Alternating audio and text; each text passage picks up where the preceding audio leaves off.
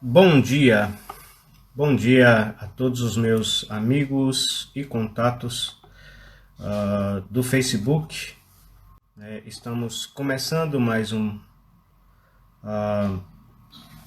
estudo bíblico, né? Bom dia a todos, né, que estão nos acompanhando, né? Desejamos que Deus esteja abençoando ricamente a sua vida. Nosso objetivo é estar dando continuidade ao nosso estudo a respeito da igreja que temos feito já há alguns dias, né? Nós temos estudado sobre a Igreja de Deus, né? Nós já vimos no primeiro estudo o significado da palavra igreja, né, que é chamada para fora. A igreja é o povo que Deus tem tirado do mundo mediante a fé na pessoa e obra do Senhor Jesus Cristo. A igreja é um grupo de pessoas salvas pelo Senhor Jesus Cristo, através do Evangelho, né? Aqueles que ouviram o Evangelho, arrependeram de seus pecados, creram no Senhor Jesus Cristo. No momento em que eles creram, deixaram de fazer parte desse mundo e passaram a fazer parte da igreja de Deus, remida e lavada pelo sangue do Senhor Jesus Cristo. Esse é o significado da palavra igreja, né? Chamados para fora. A igreja ainda está no mundo, mas ela não faz parte mais do mundo. E esse grupo está sendo formado desde Atos capítulo 2 e terá sua conclusão no arrebatamento. Nós já vimos isso também quando tratamos dos dois aspectos da igreja, o aspecto universal e o aspecto local. Vimos também o que é uma igreja local, né?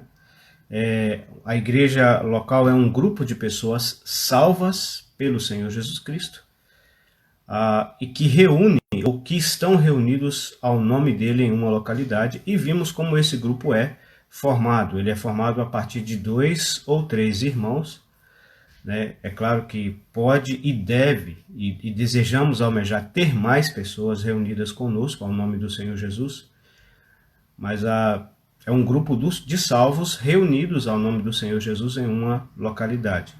E no último estudo nós pensamos na autonomia da igreja local, que a igreja local ela é responsável por si diante de Deus, tendo seu cabeça, que é Cristo, assentado à destra do Pai nos céus. Então, uma igreja local ela não é subordinada a outra igreja, não é subordinada a uma federação de igrejas, ela não é subordinada a uma liderança regional ou mundial, mas ela é subordinada diretamente a Cristo e presta contas a Cristo em relação às suas atividades naquela localidade. Vimos que a autonomia da igreja local ela tem 3 áreas distintas, né? Ela é autogovernada, né? Cada igreja local tem o seu governo próprio. Ela é autossustentada, ou seja, deve-se a igreja local gerir fundos para manter as suas atividades naquela localidade e proclamar o Evangelho, a obra de Deus naquela localidade e a partir daquela localidade. E ela é autoproclamada, ou seja, é responsabilidade da igreja local ser uma testemunha de Deus na localidade em que ela vive e nas localidades adjacentes e por todo o mundo, né? Nós vimos isso é relatado no livro de Atos. Hoje nós pretendemos entrar no assunto do governo da igreja local. Para isso nós vamos estar lendo Filipenses capítulo 1, nosso primeiro texto de hoje.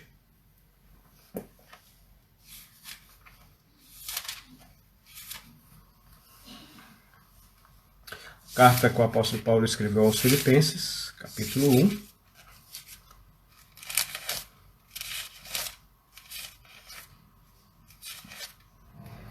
Versículo 1. Nós lemos assim na palavra de Deus: Paulo e Timóteo, servos de Jesus Cristo, a todos os santos em Cristo Jesus que estão em Filipos, com os bispos e diáconos. Então, Paulo se dirigindo naquela localidade, a igreja da cidade de Filipos, né? Filipos era uma cidade do antigo Império Romano. Segundo os historiadores, ela era uma colônia, ou seja, ela funcionava ali como uma capital do Império Romano. Nessa cidade o evangelho foi pregado, nessa cidade houve várias conversões, né, começando por Lídia e terminando depois pelo carcereiro. Então você vê essa igreja sendo formada ali em Atos capítulo 16. E por volta de 10 anos depois, o apóstolo Paulo, juntamente com seu filho na fé Timóteo, está se dirigindo àquela igreja ao escrever essa carta. Então, ele se dirige a essa igreja, se referindo a eles, aqueles irmãos, aqueles salvos, como santos. Não é que eles não tinham pecado, não é que eles deixaram de ser pecadores, não é que eles não mais pecavam, haviam alcançado um estado de perfeição, não é isso. Mas Paulo está falando da posição deles, a posição deles em Cristo agora, embora ainda pecadores, embora ainda habitando num corpo de carne, embora ainda sujeito ao pecado e a pecar e às consequências do pecado.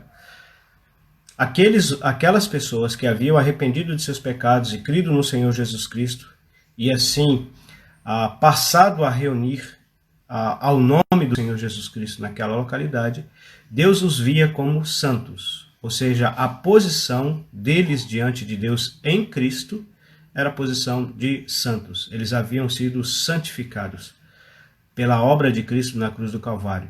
E não só eles, mas todo verdadeiro salvo por Cristo, essa é a sua posição diante de Deus. Deus o vê agora como vê o seu próprio Filho assentado à sua destra, o Senhor Jesus Cristo. Os vê como santos, ou seja, separados para Ele próprio. Ele separou-os para si próprio através da obra do seu Filho, do Senhor Jesus. E aqui ele fala, né, ele se apresenta como servos, né, Paulo e Timóteo, servos de Jesus Cristo. Literalmente a palavra servo aqui é a palavra doulos, o que indica, né, a dedicação que o apóstolo Paulo e Timóteo tinham a Deus, porque a palavra doulos significa literalmente escravo. Foram salvos por Cristo, foram libertados por Cristo da condenação do pecado, estavam sendo libertados por Cristo da escravidão do pecado, tinham a esperança de serem libertados da presença do pecado, né? Isso vai acontecer no arrebatamento da igreja, mas eles tinham agora, salvos por Cristo, né, reconheceram que agora eles eram escravos de Cristo. Ou seja, voluntariamente, tanto Paulo quanto Timóteo, e esse deve ser o desejo de todo verdadeiro cristão, se dedicarem exclusivamente ao Senhor Jesus Cristo em todas as áreas de suas vidas. Então Paulo e Timóteo se apresentam a isso, como servos, como pessoas que estavam à plena disposição do seu Senhor, do seu Salvador, o Senhor Jesus Cristo.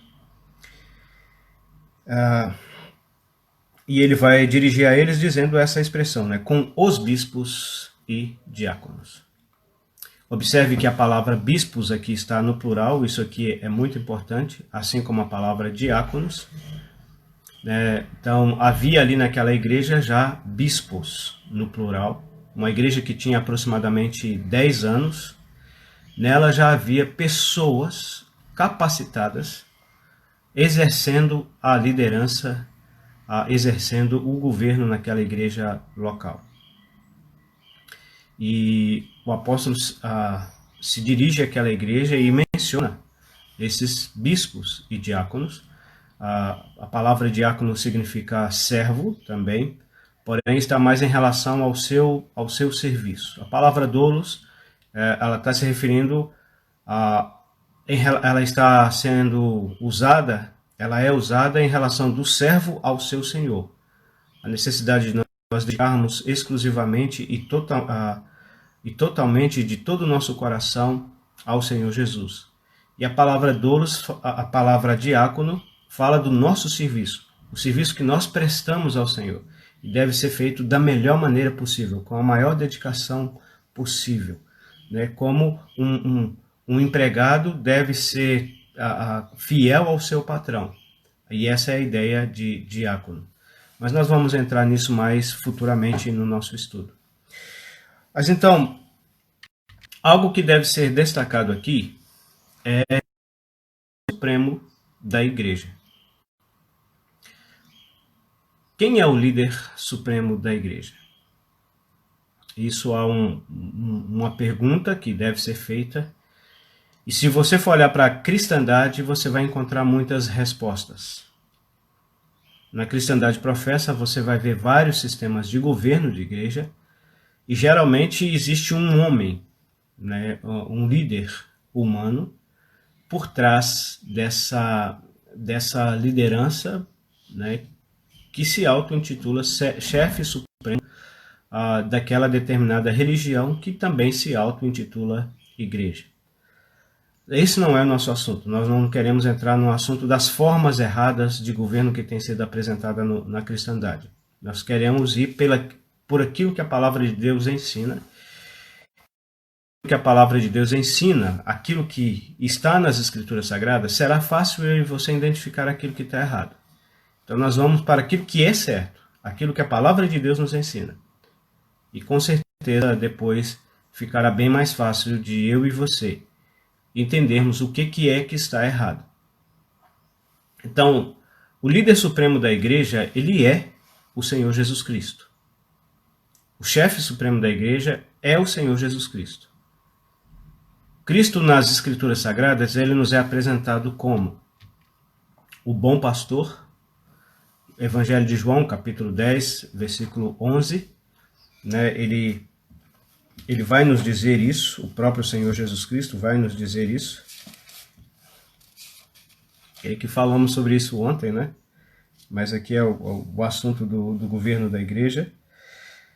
Eu sou o bom pastor dá a sua vida pelas suas ovelhas.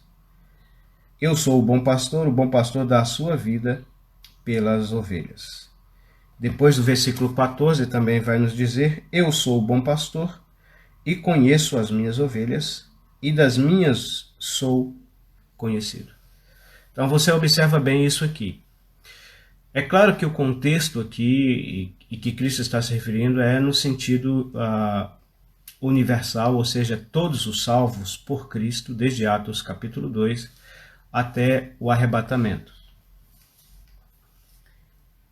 E nesse sentido, né, ele é apresentado e alguém pode dizer, não, sim, claro, mas aí o contexto aí está se referindo à igreja, o grupo de todos os salvos, o grupo de todos aqueles que arrependeram e creram no Senhor Jesus Cristo, a igreja invisível, sim, isso é um fato, o contexto aqui realmente é aplicável a esse aspecto. Mas essa verdade em relação à igreja de Deus no sentido universal ou dispensacional, né, o grupo dos salvos da presente era, né, onde o Senhor Jesus Cristo é aquele que tem salvado através da sua obra, através do plano de salvação de Deus, através do Evangelho, todo aquele que verdadeiramente arrependeu e creu nele, cada crente, cada salvo por Cristo, é uma ovelha do seu rebanho, e pertence a ele porque ele pagou o alto preço da sua redenção, isso é um fato. Mas em Atos capítulo 20, versículo 17 e também o versículo 28, nós vamos ler assim na palavra de Deus. De Mileto mandou a Éfeso chamar os anciãos, vai ter tradução que vai dizer presbíteros, e esse é o significado da palavra presbítero, né? Ancião.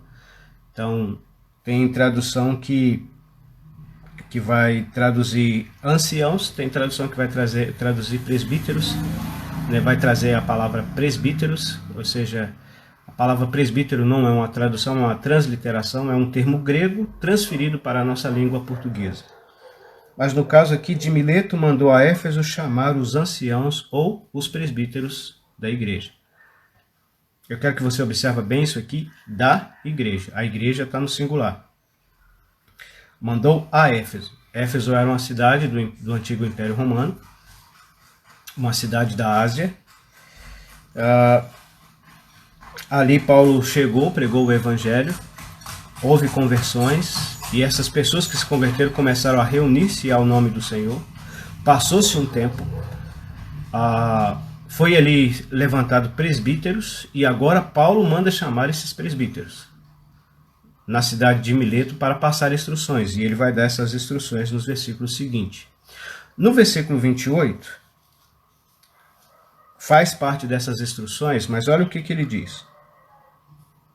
Olhai, pois, por vós e por todo o rebanho sobre o qual o Espírito Santo vos constituiu bispos, para apacentardes a igreja de Deus, que ele, presta atenção nisso aqui, resgatou com seu próprio sangue.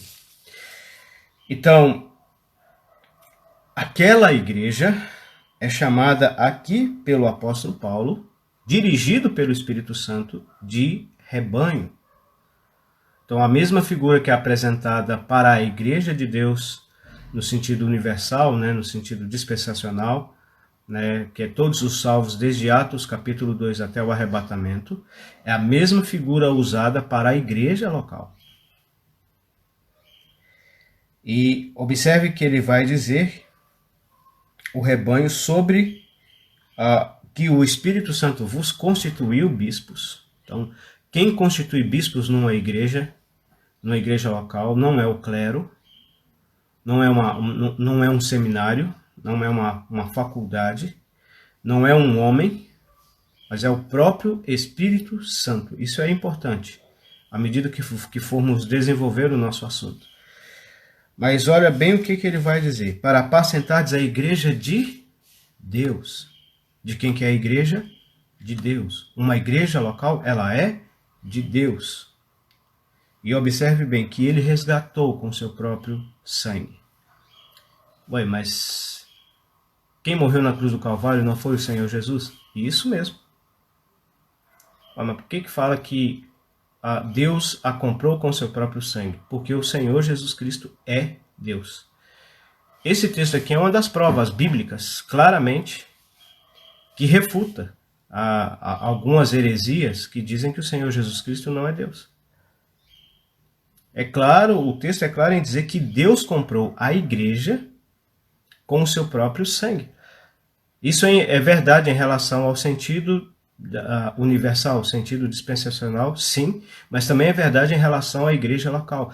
Cada membro da igreja local, cada salvo reunido ao nome do Senhor Jesus Cristo em uma localidade foi comprado pelo sangue dele, pertence por direito a ele. Ele é que é o dono da igreja, ele é que é o chefe supremo da igreja.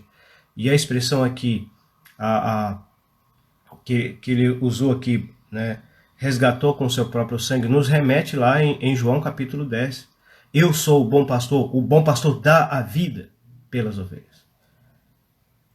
Então, e é comum às vezes as pessoas perguntarem quem é o nosso pastor, e nós falamos, né, que nós não temos pastores. E isso está errado. Nós temos pastor sim, que é o Senhor Jesus Cristo, o Filho de Deus. Aquele que morreu na cruz do Calvário no nosso lugar, que nos comprou com o seu próprio sangue. Sangue vertido ali na cruz do Calvário. O chefe supremo da igreja local é o Senhor Jesus Cristo.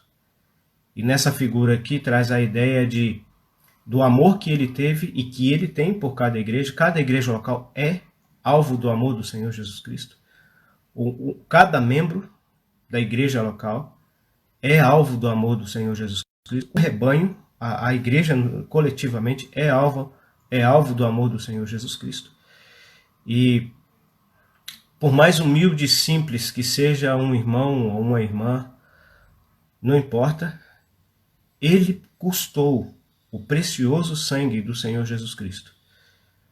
Às vezes a gente observa pessoas agindo como se elas fossem donas da igreja local. e tratando, menosprezando, desrespeitando os seus irmãos em Cristo. Cuidado com isso. Porque você pode estar tocando na menina dos olhos de Deus. Israel foi chamado assim, né? Mas podemos pensar nessa figura de linguagem que a palavra de Deus usa, aplicando ela à igreja local. A igreja local é a menina dos olhos do Senhor Jesus. Ela custou o precioso sangue do Senhor Jesus Cristo. O Senhor Jesus Cristo também nos é apresentado na palavra de Deus como o cabeça da igreja.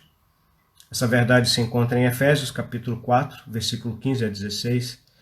O tempo não vai dar para nós lermos, mas Colossenses capítulo 1, versículo 18. Depois em 1 Coríntios capítulo 12, versículo 13, ali vai dizer-nos que a igreja é o corpo de Cristo. Todos nós fomos batizados em um só corpo, né? Todos nós fomos batizados em um só Espírito, formando um só corpo, quer judeus, quer gregos, quer servos, quer livres, e a todos nós foi dado a beber de um só Espírito. Então, o Senhor Jesus Cristo é o cabeça da igreja, e a igreja é o seu corpo. E assim como os nossos corpos manifestam, expressam a vontade do cabeça, né? A vontade que, ou seja, tudo aquilo que os nossos corpos fazem, né? Minhas mãos, minhas pernas, minha boca, meus ouvidos, tudo aquilo, as ordens saíram da cabeça. O meu corpo expressa aquilo que teve origem na cabeça, a vontade da cabeça. Assim, Cristo como cabeça da igreja, e essa é a verdade por trás disso, a igreja precisa expressar a vontade de Cristo. Não é o desejo de homens, não é tradições, não é costumes, não é ideias, não é grandes pensadores, como Calvino, como Darby, como Armínio, como Spurgeon e como qualquer outro grandes nomes. Não é que nós devemos desprezar essas pessoas, não. Foram homens de Deus do passado, usados por Deus na sua época, deixaram ensinos preciosos para nós. Podemos aprender muitos com esses homens, mas eles foram somente instrumento nas mãos de Deus. Eles não são o dono da igreja e a igreja não deve expressar a vontade desses homens. A igreja deve expressar claramente a vontade de Deus. Ela é do Senhor Jesus Cristo e é a vontade de Cristo que deve ser realizada, tanto na vida individual de cada um dos seus servos, dos seus membros, quanto coletivamente nas suas reuniões. Então, se algo não está nas Escrituras Sagradas, se algo que tem acontecido nas reuniões da igreja não está nas Escrituras Sagradas e claramente não é a vontade de Deus para a sua igreja, deve ser rejeitado pela sua igreja. Porque a igreja deve colocar em prática, deve expressar somente a vontade do seu cabeça no céu. E essa vontade está revelada na palavra de Deus, nas Escrituras Sagradas. No versículo 27 do capítulo 12 de 1 Coríntios, Paulo também vai deixar bem claro que a verdade em relação ao corpo de Cristo, né, que é uma verdade relacionada à igreja local, também é uma verdade relacionada à igreja universal. Quando eu falo igreja universal, eu estou me referindo à igreja de Deus, não estou me referindo a alguma denominação que tem esse nome, não. Quero deixar isso bem claro. A igreja universal é o grupo de salvos pelo Senhor Jesus Cristo da presente era, da presente dispensação, da dispensação da graça, que começou lá em Atos capítulo 2 e vai terminar no arrebatamento. Essa verdade do corpo de Cristo é apresentada em relação à igreja nesse aspecto? Sim, mas também é no aspecto local. Paulo, escrevendo aos Coríntios, vai dizer para eles no versículo 27 do capítulo 12: vós sois aquela igreja a quem ele está se dirigindo àquela carta, ele vai dizer isso: vós sois corpo de Cristo e individualmente membros desse corpo. Uma igreja local deve expressar a vontade do seu cabeça, que é a vontade de Cristo assentado nos céus.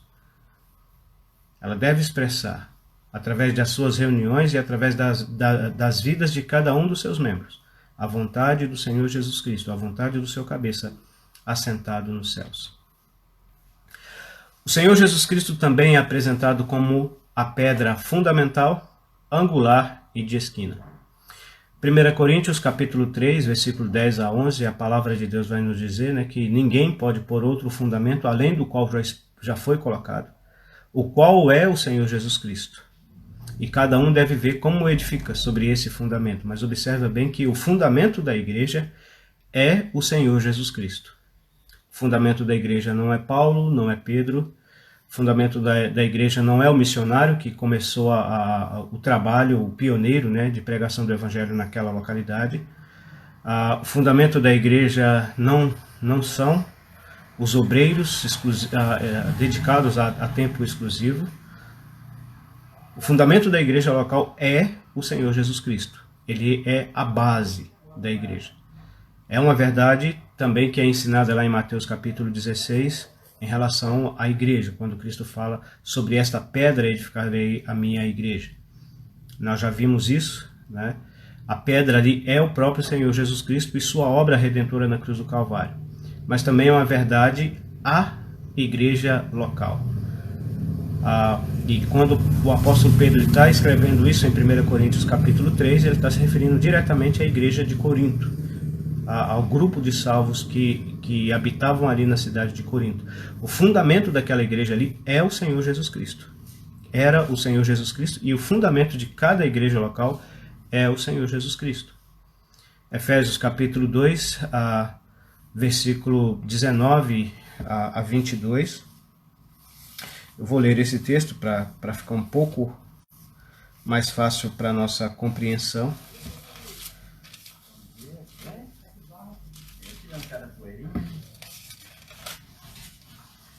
Então, nós lemos assim na palavra de Deus: assim, já que não sois estrangeiros nem forasteiros, mas concidadãos dos santos e da família de Deus, edificados sobre o fundamento dos apóstolos e dos profetas, de que Jesus Cristo é a pedra principal, a pedra de esquina, no qual todo o edifício bem ajustado cresce para templo santo no Senhor, no qual também vós juntamente sois edificados para a morada de Deus no Espírito. Então, Paulo vai dizer claramente isso, né, na direção do Espírito Santo, que todos aqueles que creram no Senhor Jesus Cristo, não há entre eles estrangeiros e forasteiros. Todos eles formam um único povo. Né? E esse povo está sendo edificado sobre o fundamento dos apóstolos e dos profetas. Peraí. Não é Cristo que é o fundamento da igreja? Sim. Está dizendo que é uma contradição? Não. Aqui a ideia que é de pessoas que lançaram o fundamento. Os apóstolos e profetas lançaram os fundamentos da igreja. E esses fundamentos, né, dos apóstolos e profetas são seus escritos, são seus ensinos, que é relacionado à própria pessoa e obra do Senhor Jesus Cristo. Então é essa a ideia.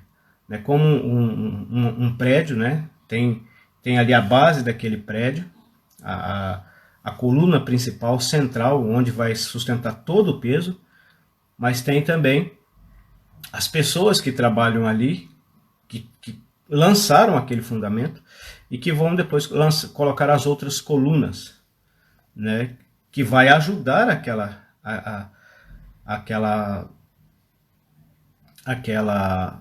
aquele fundamento a sustentar todo aquele peso.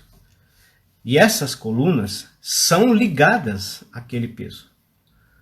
Então, as doutrinas do Novo Testamento estão ligadas ao Senhor Jesus Cristo. E o Senhor Jesus Cristo está ligado a elas. E tudo aponta. Então, a fé cristã, e que é o alicerce da igreja, que sustenta a igreja, elas estão registradas no Novo Testamento, para o meu ensino e para o seu ensino.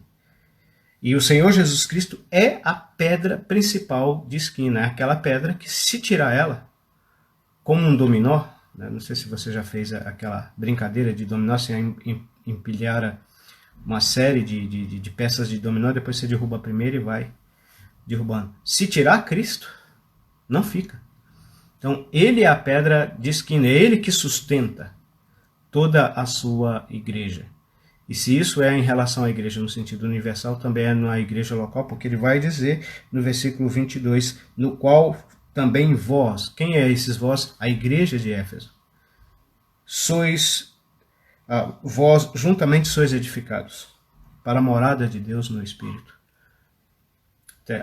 Comparando a igreja aqui a um templo, a uma morada, mas eles estavam sendo edificados. E uma igreja local, ela está sendo edificada nesses fundamentos, tendo o Senhor Jesus Cristo como a principal pedra de esquina, como aquele que sustenta, né, como aquele que sustenta toda a verdade em relação a Deus e a sua obra, e o seu plano de salvação, e a sua glória, e assim por diante. Cristo é tudo em todos, como diz lá em Colossenses. Mas no caso ele é chamado de pedra de esquina. E depois, em 1 Pedro, capítulo 2, versículo 4 a 6, eu também quero ler esse texto, eu gosto desse texto. 1 Pedro, capítulo 2, versículo 4 a 6. E chegando-vos para ele a pedra viva, reprovada na verdade pelos homens, mas para com Deus eleita e preciosa. Vós também, como pedras vivas, sois edificados casa espiritual, sacerdócio santo, para oferecer de sacrifícios espirituais agradáveis a Deus, por Jesus Cristo. Pelo que também na Escritura se contém, eis que ponho em Sião a pedra principal de esquina, eleita e preciosa, e quem nela crê não será confundido. A expressão, né, aqui de pedra de esquina tem uma tradução que vai dizer pedra angular. Segundo os historiadores, né, naquele tempo, as construções eram feitas de pedras. Então havia uma pedra que era feita de maneira que ela segurava, ela ficava na abóbada e ela segurava toda a casa. Toda a casa era unida nessa pedra. Daí o nome pedra angular ou pedra de esquina. Tinha a pedra de esquina que sustentava toda a casa. Tinha a pedra angular, né, que fechava a abóbada, né, que fechava o círculo, unindo assim toda a construção. Quando fala de fundamento, fala de base. Quando fala de esquina, pedra de esquina, fala de sustentação. Quando fala de pedra angular, fala de união. Então, é uma verdade expressa claramente pela palavra de Deus em relação à Igreja Universal. Quem salvou todos os crentes? O Senhor Jesus Cristo.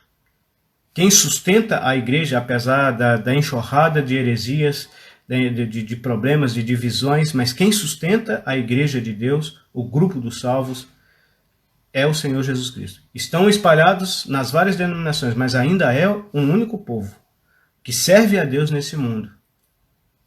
Deus não reconhece nenhuma denominação como sua igreja. Esquece isso. Se alguém fala que a denominação dele é a igreja de Deus, é um mentiroso. Deus não reconhece nenhuma denominação.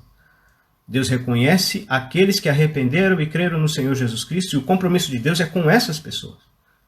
Não é com denominação A, não é com denominação B, não é com denominação C. É com as pessoas que creram no seu Filho, no Senhor Jesus Cristo, e é essas pessoas que ele virá buscar. Aqueles que já morreram em Cristo ressuscitarão primeiro. Nós, os que estivermos vivos, seremos transformados. E a igreja local, também a base de uma igreja local é o Senhor Jesus Cristo. Quem sustenta uma igreja local é o Senhor Jesus Cristo. Quem une todos os salvos na mesma fé, no mesmo sentimento, no mesmo propósito, no mesmo objetivo, é o Senhor Jesus Cristo. Em nossos dias é muito falado sobre união, unidade, comunhão e etc. Mas a maioria desse discurso está voltado para fora da pessoa do Senhor Jesus. Não adianta querer promover unidade, união, comunhão fora da pessoa do Senhor Jesus Cristo, que expressa a sua vontade para nós através de sua palavra. A igreja não é ordenada a promover unidade, a promover comunhão. A igreja é ordenada a perseverar, a preservar a comunhão. Essa unidade ela está em Cristo. É Ele que sustenta, é Ele que é a base, é Ele que sustenta e é Ele quem une todos os crentes. Na mesma fé, no mesmo Senhor, no mesmo Salvador, no mesmo Espírito. Sair fora disso não vai promover comunhão, não pode promover no sentido carnal, no sentido humano, no sentido de maquinações e projetos humanos, mas essa não é, nunca foi a verdadeira comunhão, a comunhão bíblica, a comunhão espiritual. Aliás, essa comunhão, nós somos exortados a preservar, a perseverar nela, que está relacionado a Cristo e a sua vontade para as nossas vidas. Então, o chefe supremo da igreja local, o líder supremo da igreja local é o Senhor Jesus Cristo.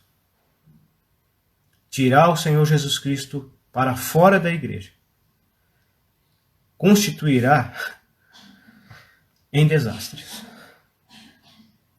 Ela deixará de ser uma igreja do Senhor Jesus Cristo. Poderá ser uma igreja de homens, governadas por homens, onde a vontade dos homens será feita. Cristo estará do lado de fora. Mas uma igreja local, uma igreja bíblica, um grupo de salvos reunidos ao nome do Senhor Jesus Cristo, tem Ele como o seu dono, porque Ele a comprou com seu próprio sangue. Tem Ele como seu cabeça, ou seja, o desejo dela é expressar tão somente, exclusivamente a vontade de Cristo, a vontade de Deus. E é Ele a base, o sustento e quem une cada um desses salvos. Deixa eu fazer uma solene pergunta para você. Quem é o cabeça da igreja, do grupo onde você reúne? Quem é o dono do grupo onde você reúne? Sincero, seja sincero. Se não é Cristo, você não está reunindo numa igreja dele. Quem é a base, quem é que sustenta e quem une cada um de vocês? Se não for o Senhor Jesus Cristo. Lamento dizer, mas você não está reunindo como uma igreja dele. Eu não estou dizendo que você não seja salvo. Não é disso que a gente está falando. Eu não estou dizendo que você não pertença à igreja do Senhor Jesus no sentido universal, remida e lavada pelo sangue dele. Não, mas no sentido local. Que é o desejo de Deus para todos os salvos, para todos os crentes. Que esses salvos reúnam-se como igreja dele em uma localidade. Infelizmente, você está reunindo com uma denominação. Está reunindo com um grupo à parte, com uma divisão. E não com uma igreja dele. Lamentamos dizer isso, mas isso é a verdade. O Senhor Jesus Cristo, embora ele seja o chefe supremo da sua igreja, ele usa 3 agentes para governá-la. Os instrumentos que o Senhor Jesus usa para governar a sua igreja. Ele é o cabeça da igreja, ele é o dono da igreja, é ele que é o fundamento, o sustento e que une todos os salvos, que estão reunidos ao seu nome em uma localidade. Isso é fato. Mas ele, em sua graça, soberania, em sua misericórdia, ele usa 3 agentes para governar a sua igreja. O primeiro agente é o Espírito Santo. No Evangelho de João, capítulo 16, versículo 12 a 14, nós vamos ler isso. O Senhor Jesus Cristo falando do Espírito Santo, ele haveria de ser glorificado, né? Ele iria morrer na cruz do Calvário, ressuscitar ao 3º dia e ser elevado à destra do Pai, mas ele não deixaria os discípulos órfãos. Ele enviaria outro Consolador, que no caso é o Espírito Santo, e ele vai dizer isso aqui. Ainda tenho muito que vos dizer, mas vós não podeis suportar agora. Mas quando vier aquele Espírito da verdade, ele, o Espírito Santo, vos guiará em toda a verdade. Porque não falará de si mesmo, mas dirá tudo o que tiver ouvido e vos anunciará o que há de vir. Ele me glorificará porque há de receber do que é meu e vou-lo-á de anunciar. Livro de Romanos, capítulo 8, versículo 14 até o versículo 17. Também nós vamos ler, né? Em relação ao Espírito Santo. Porque todos os que são guiados pelo Espírito de Deus, esses são filhos de Deus. Porque não recebeste o espírito da escravidão para outra vez estardes em temor, mas recebeste o espírito de adoção de filhos, pelo qual clamamos, Abba, Pai. O mesmo Espírito testifica com o nosso espírito que somos filhos de Deus. E se nós somos filhos, somos logo herdeiros, também herdeiros de Deus e co-herdeiros de Cristo, se é certo que com ele padecemos, para que também com ele sejamos glorificados. Então, o Senhor Jesus Cristo promete, no Evangelho de João, capítulo 16, versículo 12 a 14, que ele iria enviar o Espírito Santo, o outro Consolador. E o outro Consolador nos guiaria em toda a verdade. Não falaria de si mesmo, mas diria, né, tudo que tiver ouvido, ele nos anunciaria o que havia de vir, né, e ele glorificaria ao Senhor Jesus. Aliás, essa é a função do Espírito Santo. A função do Espírito Santo não é chamar a atenção a si. A função do Espírito Santo é nos guiar na verdade, e a verdade é a palavra de Deus. João 17, 17 vai dizer isso, né? Santifica-os na verdade, a tua palavra é a verdade, ou seja, a verdade é a Bíblia Sagrada, é a palavra de Deus. E o Espírito Santo nos guia pela palavra de Deus. O Espírito Santo trabalha junto com a palavra de Deus. Não há contradição entre eles, ele não opera de uma maneira e a palavra de Deus de outra. Qualquer conflito é puramente a imaginação e carnalidade e mundanismo humano. Não é obra do Espírito Santo ir contra a palavra e nem a palavra ir contra o Espírito. Os dois trabalham juntos. E o objetivo dele é glorificar o Senhor Jesus Cristo. E como ele faz isso? Na vida dos salvos, moldando o seu caráter, moldando as suas vidas, transformando as suas vidas conforme a pessoa do Senhor Jesus Cristo, produzindo em nós o caráter do Senhor Jesus Cristo, de maneira que nós sejamos semelhantes, parecidos na nossa maneira de pensar, agir, sentir, falar, como o Senhor Jesus Cristo. Então, essa é a função do Espírito Santo. E em Romanos, o apóstolo Paulo vai dizer que todos os que são guiados pelo Espírito de Deus, esses são filhos de Deus. Então, o Espírito Santo vai guiar os filhos de Deus. E como alguém se torna filho de Deus, nós já vimos isso, vimos ontem, né, na mensagem evangelística, no momento em que ele arrepende, que ele crê no Senhor Jesus Cristo como Senhor e Salvador, ele se torna filho de Deus, ele é selado com o Espírito Santo, ele é adotado por Deus pelo Espírito Santo. E logo o Espírito Santo vai guiar os filhos de Deus. E esse Espírito, que é o Espírito Santo, não é o espírito de escravidão, mas é um espírito de liberdade. Não é para nós vivermos em temor. É estranho pessoas que se dizem cristãs estarem vivendo em temor, né, com medo, por exemplo, de perder a salvação, com medo, por exemplo, de Cristo voltar e buscar a sua igreja e ele ficar para trás. Que isso? Se o Espírito Santo nos traz paz, se o Espírito Santo testifica com o nosso espírito que somos filhos de Deus, pode ter certeza que tem alguma coisa errada nisso aí. Então, é ele que é por ele que nós clamamos, Abba, Pai. É ele que nos dá esse privilégio de poder clamar ao nosso Deus, nos dirigindo a ele como nosso Pai, né, porque ele nos adotou em Cristo. Ele testifica com o nosso espírito, ele dá testemunho ao nosso espírito que somos filhos de Deus pela obra redentora de Cristo na cruz do Calvário. E assim por diante. Então, o Espírito Santo, ele nos guia, ele nos dirige, ele nos conduz, ele conduz a nossa vida.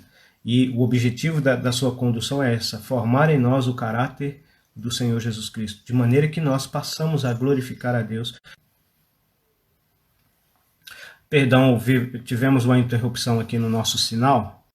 Peço a vocês que nos perdoem por isso. Mas retomando o nosso raciocínio, o Espírito Santo é aquele que nos guia, é aquele que nos conduz, né? E o Espírito Santo, ele pode ser apagado. 1 Tessalonicenses capítulo 5, versículo 19. Nós lemos lá, né, que nós não devemos extinguir o Espírito Santo. O que quer dizer isso? Quer dizer que nós temos o poder de apagar o Espírito? Quer dizer que nós podemos consumir com ele? Não. O Espírito Santo é Deus. Ele é autoexistente, ele é eterno. Ele nunca deixou de existir, nunca vai deixar de existir, porque ele é Deus. E tem todos os atributos divinos. Ele é onipotente, ele é onisciente, ele é onipresente e assim por diante. Mas qual que é essa ideia? Por que 1 Tessalonicenses nos adverte para nós que nós não devemos apagar o Espírito? O Espírito Santo, ele é comparado como um azeite, como o óleo. E a ideia aqui é de uma lâmpada, então uma lamparina, né? Eu morei na roça, vi isso na época. Em algumas casas não tinha eletricidade, então o pessoal usava a lamparina. Ela é uma lâmpada artificial, né? Onde tem um pavio, e esse pavio é mergulhado numa substância inflamável. Naquela época usava-se a querosene, mas nos tempos bíblicos era o azeite, o óleo de oliva. E à medida que esse pavio ali dentro,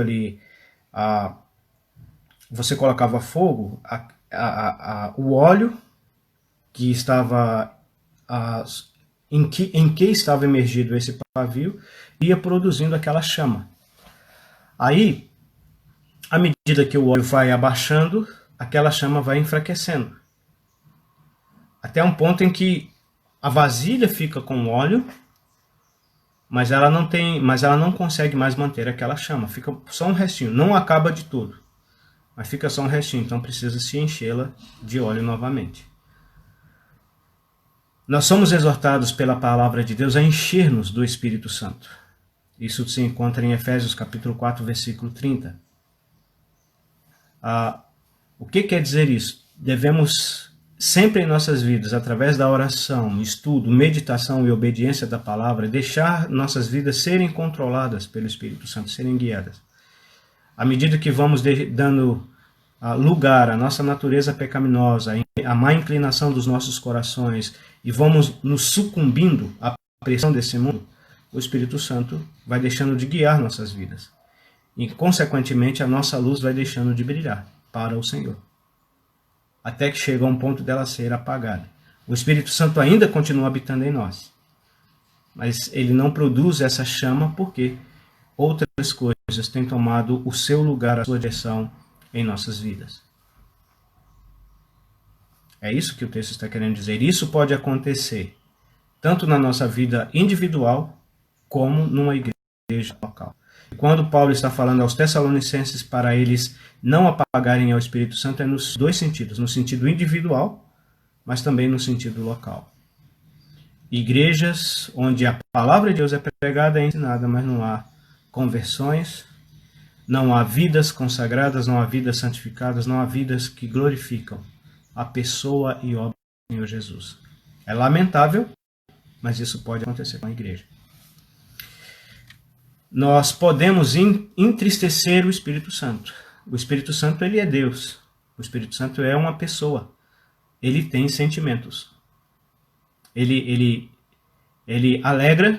se alegra, mas ele também se entristece. E à medida que nós vamos deixando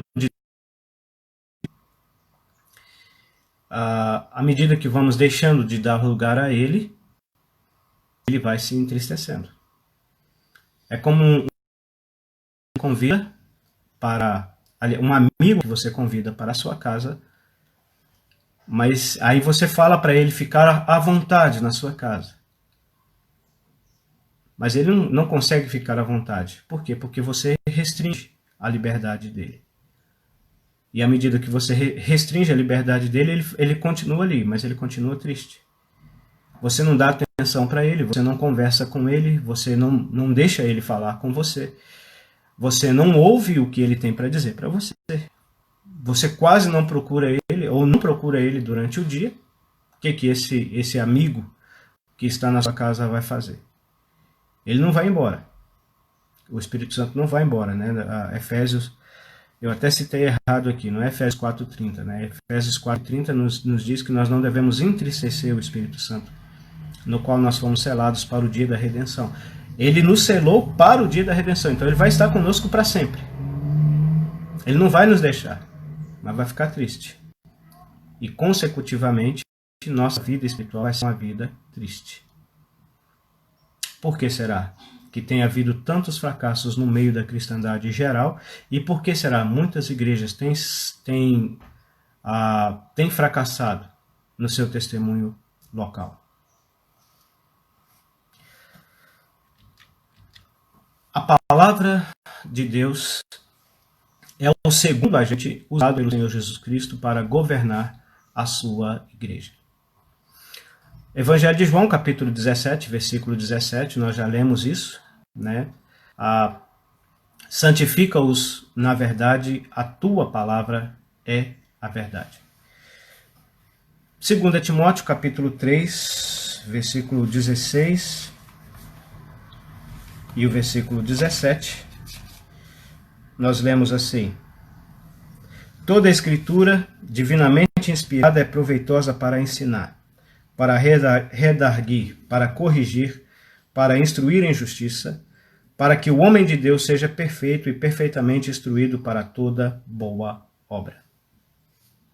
Então, novamente, toda a escritura é divinamente inspirada por Deus. Ela é proveitosa para ensinar, para nos mostrar a vontade de Deus para as nossas vidas, para repreender. A atualizada vai dizer isso, a minha vai dizer redarguir, mas repreender é mais fácil, né? Chamar a nossa atenção. Tem algo na nossa vida que está errado, que não está de acordo com a vontade de Deus. Tem algo nas nossas reuniões que estamos fazendo que está errado, que não está de acordo com a vontade de Deus. Então ela chama a nossa atenção. Olha, isso está errado. Para corrigir, ou seja, além de repreender, ela mostra a maneira certa de fazer as coisas. A maneira certa, o que Deus realmente nos ensina, nos pede na sua palavra.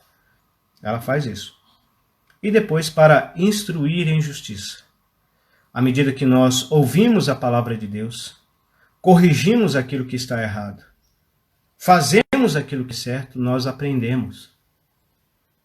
Nós somos instruídos e também somos capacitados para instruir os outros pela palavra de Deus. E qual é o objetivo? Para que o homem de Deus seja perfeito. A ideia de perfeito aqui não é alguém que nunca vai pecar.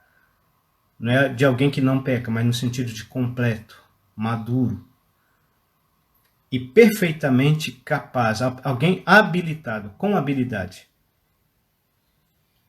Né? Instruído, orientado para toda boa obra. Alguém que realmente possa vir fazer a vontade de Deus. Alguém que realmente possa fazer a diferença na obra de Deus. Nós temos em nossas mãos a Bíblia Sagrada, a palavra de Deus, que nos capacita a isso. Hebreus capítulo 4, versículo 12 e 13, também nós aprendemos sobre a palavra de Deus. O escritor aos Hebreus vai nos dizer isso, né? Porque a palavra de Deus é viva e eficaz, é mais penetrante do que qualquer espada de dois gumes e penetra até a divisão da alma e do espírito e das juntas e medulas, e é apta para discernir os pensamentos e intenções do coração. E não há criatura alguma encoberta diante dele, antes todas as coisas estão nuas e patentes aos olhos daquele com quem temos de tratar. Então, a palavra de Deus, ela é viva, ela é eficaz, ela é mais penetrante do que qualquer espada de dois gumes. Ela é capaz de dividir a alma do espírito, Existe aqueles que são, como é que fala, creem na dicotomia, que o ser humano é só alma e corpo. Não creio que o ser humano é alma, espírito, alma e corpo. E citam vários textos bíblicos, e às vezes o termo alma e espírito a gente não consegue identificá-los bem na palavra de Deus. Mas aqui nesse texto diz claramente que a palavra de Deus divide alma e espírito. O ser humano é um ser tripartido. Ele é composto de espírito, alma e corpo. E a palavra de Deus faz essa divisão. Qual que é a diferença? Sinceramente, eu não sei.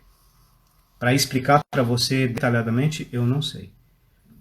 Só sei que o nosso espírito está relacionado à nossa comunhão com Deus. A nossa alma está relacionada àquilo que nós somos, os nossos sentimentos. E o nosso corpo, aquilo que nós expressamos. Né? O corpo nos capacita a viver no mundo. A alma nos capacita a entender o que somos e quem somos. E a ter aspirações, desejos, preocupações. E o nosso espírito nos conecta, ou é o que nos capacita a entendermos as coisas, compreendermos, colocarmos as coisas no seu devido lugar e entendermos que Deus está nos céus e que desejamos, precisamos urgentemente dele.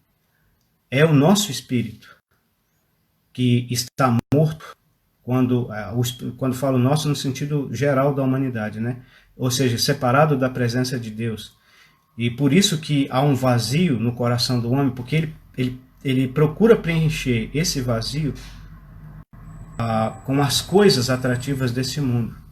Mas a partir do momento que a pessoa converte, que ela crê no Senhor Jesus Cristo, o Espírito volta a ter vida. Volta a ter comunhão com Deus novamente. E através disso, a partir desse ponto, ele passa a olhar para os céus, para os altos, e a sua esperança ser colocada nos céus, nos altos, em Deus e na sua vontade e na sua obra. É difícil a gente explicar isso, mas a palavra de Deus, ela faz essa divisão entre espírito, alma e corpo. Né? E ela divide alma, a divisão da alma e do espírito, das juntas e medulas. Ela é apta para discernir os pensamentos e intenções do coração. Eu mesmo, no tempo da minha incredulidade, ficava admirado. Ao chegar na reunião da igreja e um irmão passar para frente, um irmão que não sabia nada da minha vida. Mas ele pegava a Bíblia, lia, e a mensagem dele encaixava perfeitamente na minha vida. Eu ficava me preocupando, como pode isso? Mas não era o irmão. Era Deus, através da sua palavra, falando comigo. Isso acontece conosco. E por quê? Porque não há nenhuma criatura escondida, encoberta diante dele, diante de Deus. Antes todas as coisas estão nuas, estão patentes. Nós escondemos dos homens, mas jamais escondemos de Deus. E ele fala conosco na sua palavra. Aquilo que está errado nas nossas vidas, ele fala. Ele produz o arrependimento em nossos corações. Mas como ele faz isso? Falando aquilo que está errado. Aquilo que não é da sua vontade, aquilo que não é o seu desejo. E principalmente nós, como igreja de Deus, as igrejas locais, nós precisamos deixar Deus falar conosco pela sua palavra. Não estou dizendo que é errado você estudar, você se aprimorar. Não estou dizendo isso. Mas quando esses estudos, esses recursos que poderia ser bem usado para a promoção da glória do nome de Deus, mas quando eles estão no lugar da palavra de Deus, nossa, quanto estrago isso faz. É a palavra de Deus, é a Bíblia Sagrada, é as Escrituras Sagradas, que é a autoridade máxima nas vidas de cada cristão e que deve ser na vida de uma igreja local. E é através da palavra de Deus que o Senhor Jesus é a igreja. É através do Espírito Santo, mas é também através da sua palavra. Somos exortados a falar conforme os oráculos de Deus. 1 Pedro 4, versículo 11. Se alguém não concorda com o ensino sadio da palavra de Deus, ele é soberbo. Nós devemos apartar-nos dessas pessoas. 1 Timóteo 6, 3 a 6, Romanos 6, 17 a 19, 2 Tessalonicenses 3, 6 a 7, depois do versículo 14. Não vai dar para nós lermos, mas leia esses textos, tá? Vou repeti-los, se você quiser anotar e procurar. 1 Timóteo capítulo 6, versículo 3 a 6. Depois Romanos capítulo 16, versículo 17 a 19. 2 Tessalonicenses capítulo 3, versículo 6 a 7 e versículo 14. Somos ordenados a nos afastar das pessoas que não concordam, que não aceitam, que rejeitam o ensino sadio e puro da palavra de Deus, da Bíblia Sagrada. Quem é a autoridade máxima numa igreja local? O Senhor Jesus Cristo. Como o Senhor Jesus Cristo governa a sua igreja local? Através do Espírito Santo e através da palavra de Deus. O terceiro agente, né, é o presbitério da igreja. Mas nós vamos ter que parar por aqui. Nós vamos ter que parar por aqui, que o tempo já está pedindo para nós pararmos. Já passamos o tempo. A nossa live ia encerrar às 4 horas, às 10 horas, já são 10h04, né? Acabei de olhar no relógio aqui agora. Então, o terceiro agente usado pelo Senhor Jesus Cristo para governar a sua igreja e que deve atuar em harmonia com o Espírito Santo e com a palavra de Deus é o presbitério da igreja local. Mas vamos deixar isso para uma outra oportunidade. Que Deus esteja abençoando ricamente a sua vida. Deixe o seu like, compartilhe a nossa live e, se o Senhor assim nos permitir, brevemente, não sei que dia, mas assim que for possível, a gente deve mais uma vez convidar você para estar conosco acompanhando mais um estudo da Palavra de Deus. Muito obrigado e até a próxima, se Deus assim nos permitir.